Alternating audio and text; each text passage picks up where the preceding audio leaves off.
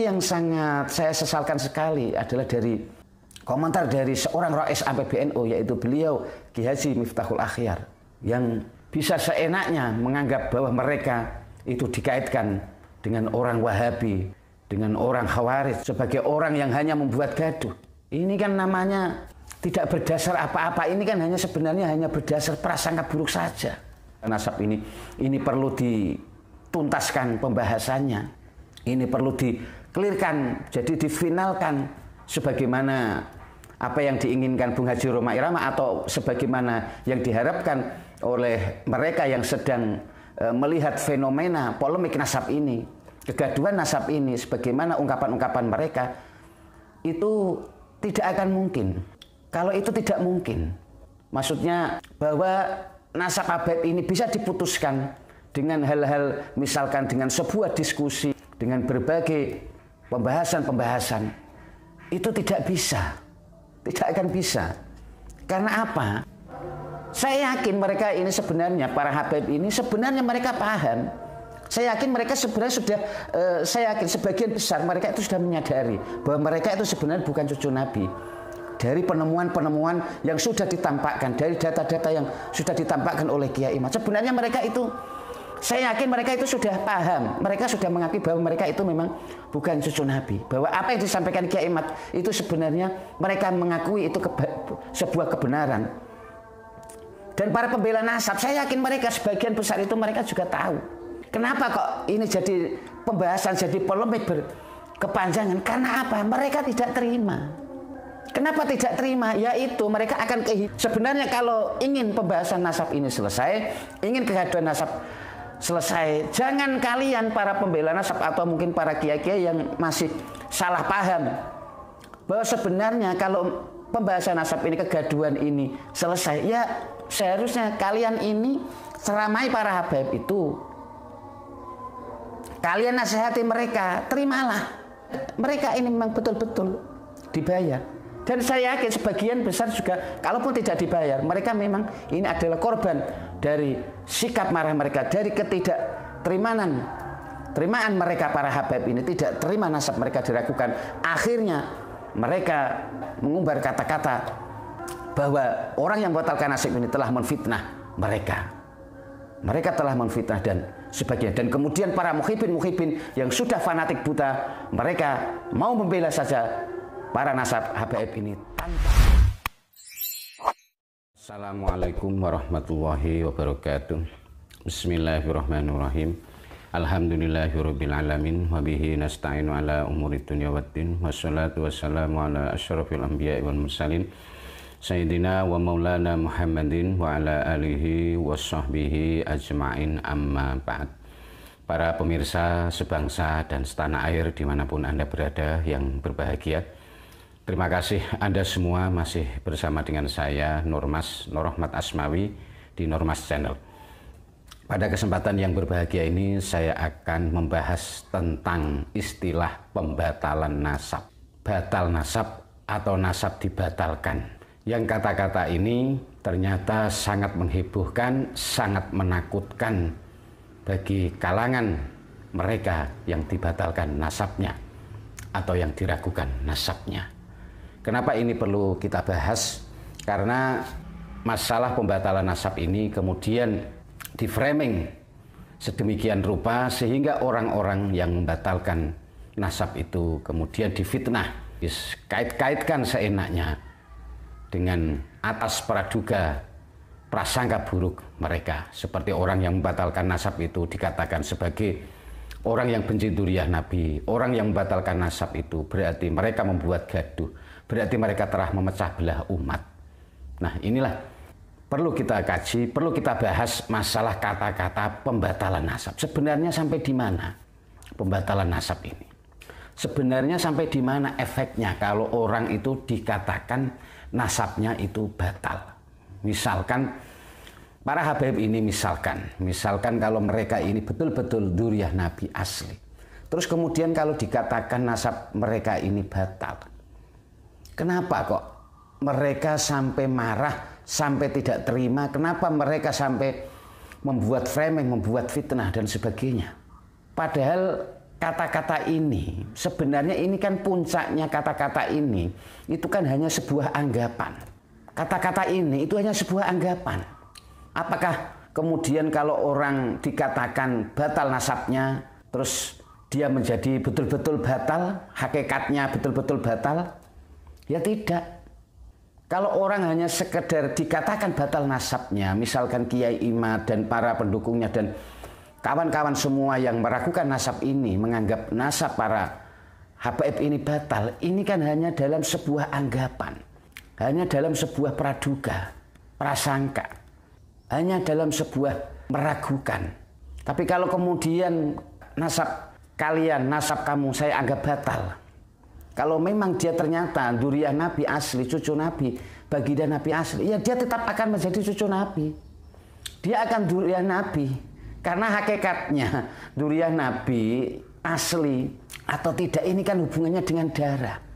Jadi tidak bisa orang itu hanya mengatakan batal nasabnya kemudian dia menjadi hakikatnya batal. Ini kan sebuah anggapan. Ini kan sebuah keraguan, anggapan yang dipicu dari keraguan, puncak dari sebuah keraguan yang mendalam, akhirnya muncullah sebuah kesimpulan, muncullah sebuah anggapan bahwa nasab habaib ini batal. Jadi hanya sampai di sini dalam sebuah anggapan. Kenapa orang menganggap nasab habaib ini batal, kemudian kok bisa di-framing, bisa difitnah bahwa orang yang membatalkan nasab itu dianggap sebagai telah membuat fitnah, memecah belah umat, membuat gaduh. Siapa yang dipecah belah? Siapa yang dibuat gaduh dalam hal ini? Sebenarnya siapa? Kok mereka mengatakan ini memecah belah umat? Umat yang mana yang dipecah belah? Siapa yang dipecah belah sebenarnya? Bukankah ketika orang meragukan nasab kemudian keraguan ini itu berdasarkan ditemukannya data-data, berdasarkan adanya bukti-bukti fakta-fakta dari perilaku-perilaku mereka yang menunjukkan sifat-sifat yang sangat meragukan mereka sebagai cucu Nabi? Bukankah ini justru kalau berdasarkan data, fakta-fakta, terus berdasarkan kejanggalan-kejanggalan dari mereka sendiri, perilaku dari para habaib itu sendiri, bukankah ini justru sebuah edukasi? Ini kan sebenarnya edukasi, ini sebenarnya kan memberitahu kepada masyarakat. Bukan membuat fitnah. Ini itu mengedukasi. Jadi kalau ada framing orang yang mengatakan bahwa pembatalan nasab mereka ini dikatakan batal, terus mereka yang mengatakan seperti itu dianggap sebagai orang yang fitnah. Itu jalurnya dari mana sebenarnya? Dan ini yang sangat saya sesalkan sekali adalah dari komentar dari seorang Rais PBNU, yaitu beliau Ki Haji Miftahul Akhyar, yang bisa seenaknya menganggap bahwa mereka itu dikaitkan dengan orang Wahabi, dengan orang Khawarij, sebagai orang yang hanya membuat gaduh. Ini kan namanya tidak berdasar apa-apa. Ini kan hanya sebenarnya hanya berdasar prasangka buruk saja. Nasab batal, pembatalan nasab itu hanya dalam sebuah anggapan, hanya dalam bentuk sebuah tuduhan. Kemudian pada hakikatnya nasab ini itu batal, ya belum tentu. Dan kenapa kita perlu menyuarakan anggapan ini, kita perlu menyuarakan, mengatakan bahwa nasab mereka para habaib ini batal? Karena banyak kejanggalan-kejanggalan yang sudah terjadi. Ini yang perlu dipahami. Kenapa orang-orang yang meragukan nasab para habaib ini kemudian mereka menganggap batal nasab mereka sambung ke Rasulullah? Karena dari berbagai kejanggalan-kejanggalan yang telah ditemukan pada saat-saat ini, pada sekarang-sekarang ini. Kalau seandainya tidak ada kejanggalan, tidak ditemukan data-data yang meragukan, mungkin tidak ada kata pembatalan nasab. Bukankah kalian itu pernah mendengar apa yang pernah disampaikan oleh Kiai Imad, wahai para pembatal nasab, bahwa Kiai Imad sampai kenapa beliau meneliti tentang nasab para habaib ini, itu ditimbulkan dari berbagai kejanggalan-kejanggalan yang tampak oleh mata beliau, terlihat sendiri. Dan kejanggalan-kejanggalan ini juga tidak hanya beliau Kiai Imad saja, tapi banyak masyarakat yang sudah melihat kejanggalan-kejanggalan itu, terutama dari perilaku-perilaku mereka. Kalau Anda mengatakan ini kan hanya oknum, tapi oknum ini sudah banyak. Jadi kejanggalan mereka, keraguan mereka, masyarakat yang sebelum adanya tesisnya Kiai Imad, sebelum Kiai Imad mengatakan batal nasab ini, itu memang sudah ada. Itu tinggal menunggu bom waktu untuk menyuarakan suara hati mereka yang selama ini melihat kejanggalan-kejanggalan itu sendiri. Jadi ketika ada orang menyimpulkan pembatalan nasab itu batal, itu hanya sampai level pada anggapan saja. Sampai di situ saja. Jadi sebenarnya kalau kemudian pembatalan nasab ini, kata-kata orang yang meragukan nasab ini, pembatalan nasab ini perlu dituntaskan pembahasannya. Ini perlu dikelirkan, jadi difinalkan sebagaimana apa yang diinginkan Bung Haji Roma Irama atau sebagaimana yang diharapkan oleh mereka yang sedang melihat fenomena polemik nasab ini, kegaduhan nasab ini, sebagaimana ungkapan-ungkapan mereka, itu tidak akan mungkin. Kalau itu tidak mungkin, maksudnya bahwa nasab habaib ini bisa diputuskan dengan hal-hal, misalkan dengan sebuah diskusi, dengan berbagai pembahasan-pembahasan, itu tidak bisa. Tidak akan bisa. Karena apa? Karena membatalkan nasab, ya, meskipun itu sudah ada bukti-bukti, meskipun sudah ada data-data yang kuat, misalkan datanya Kiai Imad, terus dari kejanggalan-kejanggalan perilaku mereka sudah menguatkan bahwa mereka bukan dzurriyyah Nabi, terus mungkin dari tes DNA juga hasilnya yang sudah kita ketahui bersama, misalkan mereka memang berhablo grup G, yang itu Arab saja bukan. Misalkan sudah tidak bisa terbantahkan, dan misalkan dalam perdebatan itu, dalam diskusi nasab itu, misalkan orang-orang yang punya argumen ingin membela nasab Ba'alawi ini ternyata argumen mereka memang lemah, terus apakah kemudian nasab ini bisa disimpulkan batal? Tidak bisa disimpulkan batal. Karena sekali lagi, pembatalan nasab ini, kata-kata batal ini hanya dalam sampai pada sebuah anggapan, dugaan yang meragukan. Tapi walaupun ini hanya sebuah anggapan, ini perlu untuk disuarakan. Jadi kata-kata batal nasab ini perlu untuk selalu digembar-gemburkan, didengung-dengungkan, selagi para habaib yang mereka merasa sebagai dzurriyyah Nabi itu masih ingin diakui. Itu aja sebenarnya. Kalau seandainya mereka ini misalkan dengan adanya orang yang membatalkan nasab, dengan adanya orang yang meragukan nasab ini, para habaib itu sebenarnya mau legowo, mau menerima dengan senang hati. Apa sih untungnya dibahas tentang nasab ini bagi mereka? Terus kemudian mereka legowo, mau mereka membatalkan. Ya, kalau saya memang cucu Nabi, apa untungnya? Memang apa pentingnya? Kan seharusnya begitu. Kalau seandainya mereka bisa legowo, menerima, seharusnya tidak ada kegaduhan ini. Seharusnya tidak ada seperti beliau Kiai Haji Miftahul Akhyar, Kiai Idrus Romeli, atau mereka para pembela-pembela nasab. Seharusnya mereka tidak akan menyuarakan kata-kata fitnah, tidak akan mengundangkan kata-kata yang tidak enak didengar. Mereka tidak akan menuduh seenaknya. Kalau seandainya dari para habaib ini legowo mau menerima, sebenarnya yang menjadi kegaduhan, yang menjadi masalah itu adalah bukan diadakan pembahasan nasab ini. Ini bukan mencari gara-gara, tapi justru mereka yang membuat gara-gara, yang membuat ini gaduh, yang membuat masyarakat ini semakin resah, semakin dibuat pecah belah. Itu adalah mereka para habaib itu sendiri yang tidak terima nasabnya itu dibahas, nasabnya itu diragukan. Mereka tidak terima nasabnya dibatalkan. Itu sebenarnya yang perlu kita garis bawahi, yang perlu kita tahu. Coba kalau seandainya mereka itu untuk apa sih kok sampai pengen diakuinya? Mereka sampai membuat framing, sampai keluar kata-kata kotor dari mulut mereka, sampai berkata-kata rasis. Itu kan sebenarnya sudah tidak masuk akal kalau mereka hanya ingin mempertahankan, ingin hanya nasab mereka dianggap sebagai cucu Nabi, dzurriyyah Nabi. Jadi ini yang perlu kita telusuri. Dan kenapa mereka ini kok sampai segitunya Mereka para Ba'alawi atau mereka para Habaib ini kok sampai segitunya tidak terima dibatalkan nasabnya. Karena apa? Apakah karena betul-betul mereka ini kepengen diakui sebagai zuriat Nabi yang lain? Tidak mungkin. Kalau mereka betul-betul cucu Nabi yang asli, justru mereka akan menunjukkan sikap yang sangat baik sekali. Mereka malah justru akan menerima. Apa untungnya? Tapi penyebab utama dari mereka, kenapa mereka sampai merasa resah, merasa marah, membuat fitnah dan sebagainya, tidak terima. Kenapa mereka tidak terima?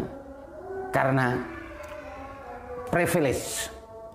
Yang membuat mereka tidak terima itu adalah mereka selama ini mendapatkan privilege dari diakui sebagai zuriat Nabi, sebagai cucu Nabi. Itulah yang membuat mereka itu marah.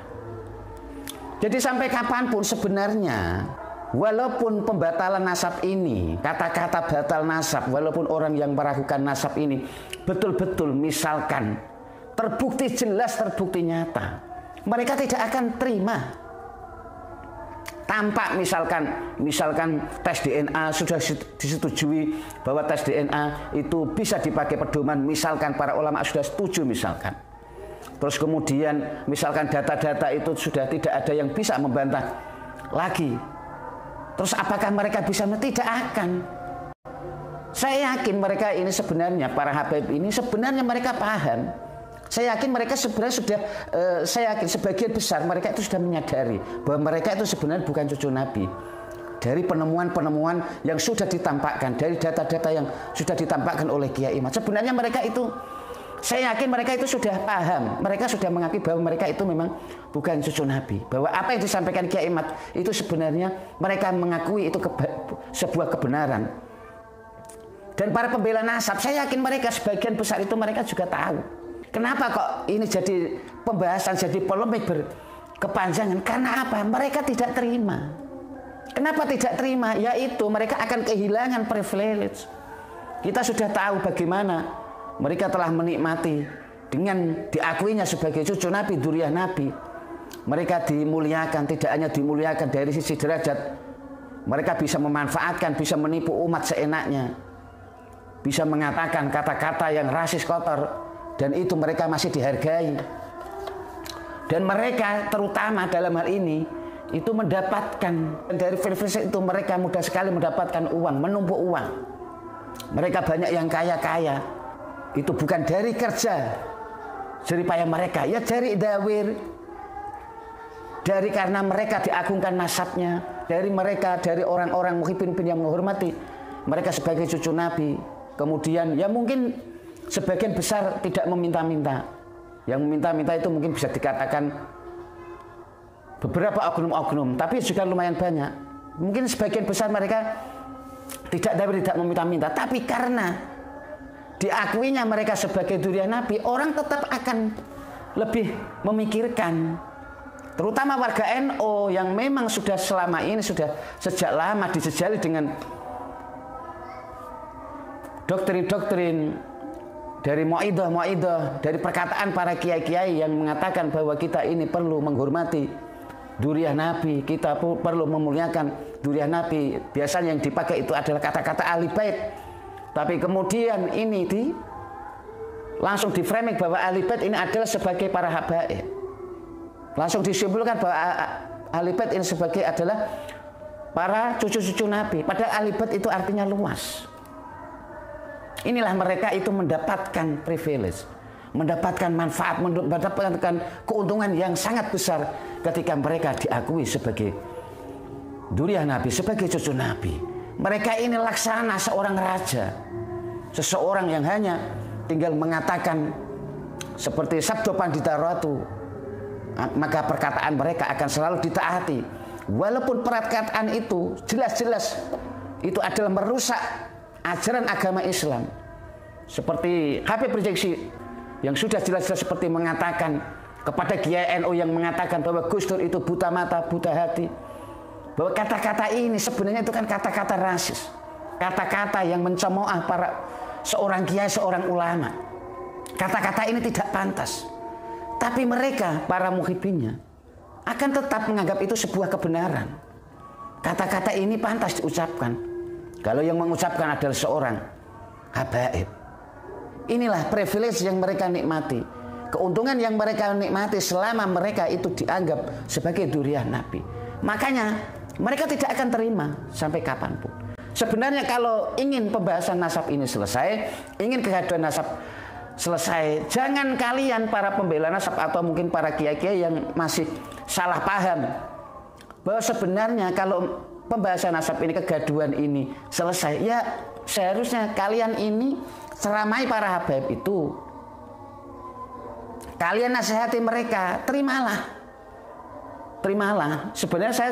Sebenarnya kemarin saya itu sudah sempat salut dari apa yang disampaikan oleh beliau Kiai Haji Miftahul Akhyar. Tempo hari kemarin itu sudah sempat mengatakan bahwa sudahlah Beb, bahwa kita tidak perlulah mempermasalahkan orang itu mau menganggap meragukan nasab kalian, mau menganggap nasab kalian itu batal atau tidak. Apa sih perlunya? Kan sebenarnya Kiai Haji Miftahul Akhyar pernah mengatakan hal semacam itu. Sebenarnya itulah yang perlu panjenengan dengungkan untuk menghentikan polemik nasab ini. Kalau seandainya para habaib ini legowo, diragukan nasabnya, mereka terima, ya biarlah nanti wong cuma nasab kan harusnya gitu. Seandainya mereka terima, pasti acara perdebatan nasab ini clear, selesai. Tidak ada para jongos-jongos itu, para pembela-pembela nasab, entah mereka ini sebenarnya itu paham atau tidak. Kalau sebenarnya mereka itu tercebur dalam sebuah kemarahan, mereka sebenarnya ini korban dari kemarahan, ketidakrelaan para habaib ini nasabnya dibatalkan. Sebenarnya saya anggap mereka ini tidak tahu, tapi juga saya yakin mereka sebenarnya banyak yang tahu, tapi entah mungkin karena bayaran atau karena ada kepentingan dan sebagainya. Itu jelas. Sebagaimana kita bisa melihat siapa Ghazali sudah terbongkar bahwa mereka ini memang betul-betul dibayar. Dan saya yakin sebagian besar juga kalaupun tidak dibayar, mereka memang ini adalah korban dari sikap marah mereka, dari ketidakterimaan mereka para habaib ini, tidak terima nasab mereka diragukan. Akhirnya mereka mengumbar kata-kata bahwa orang yang membatalkan nasib ini telah menfitnah mereka.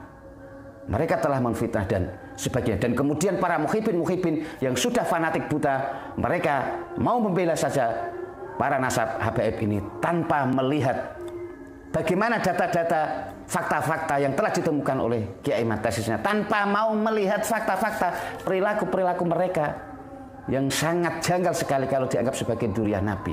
Dan juga apalagi dari kejanggalan tes DNA.